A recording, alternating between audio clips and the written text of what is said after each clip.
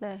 3연임 이후 평화의 여정 그 일환으로 보이죠. 시진핑 중국 국가주석이 푸틴 대통령과 만나기 위해서 오늘 러시아 방문길에 올랐습니다. 네, 우리 시간 오늘 저녁 모스크바에 도착할 예정인데요. 시 주석은 평화의 여정이라며 우크라이나 전쟁 중재에 나설 뜻을 내비쳤는데 미국 등 서방 세계는 의심과 경계의 눈초리로 바라보고 있습니다. 중국 연결해 자세한 내용 들어보겠습니다. 강정규 기자. 네, 베이징입니다. 네, 중러 정상의 재회를 앞두고 시 주석과 푸틴 대통령 양국 매체에 나란히 기고문을 실었더라고요.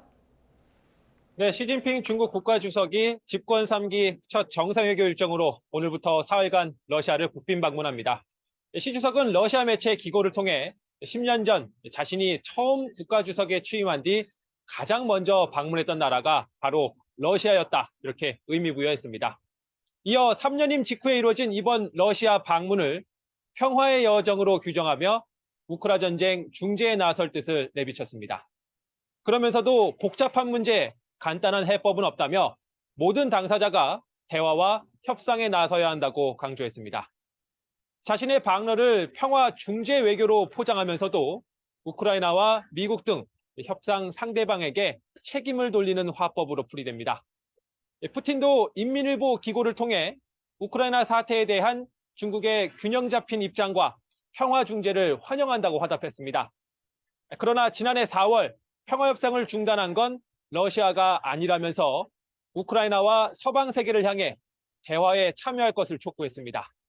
동시에 새로운 지정학적 현실을 고려하라면서 러시아가 합병선언한 점령 지역을 인정한 상태에서의 협상 재개를 조건으로 달았습니다. 네, 시진핑과 푸틴 모두 서방 세계 평화 협상 재개를 촉구한 셈인데 반응은 어떻습니까?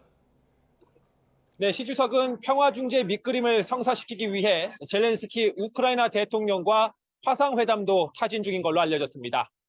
바이든 대통령과의 담판도 필요한데 미국은 시 주석과 통화 가능성은 열려 있다면서도 적절한 시기에 할 것이라고 선을 그었습니다.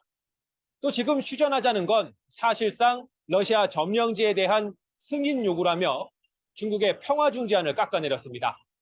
휴전 기간 러시아가 군을 재정비한 뒤 다시 공격해올 수 있다는 우려도 제기했습니다. 우크라이나 전쟁에서 중국산 탄약이 사용됐다는 보도 등 무기 지원 의혹도 끊임없이 제기되는데요. 평화 협상을 압박하기 위해서라도 무기 지원을 중러 정상회담 의제에 올릴 거란 불신이 팽배합니다. 이런 가운데 국제형사재판소는 시 주석의 방러 일정 발표 당일인 지난 17일 전범 혐의로 푸틴에게 체포영장을 발부하기도 했습니다. 실효성 있는 조치라고 보기 어렵고 러시아도 곧바로 무효라고 반박했지만 시진핑이 말하는 평화 여정에 재를 뿌리기엔 충분했습니다. 지금까지 베이징에서 전해드렸습니다.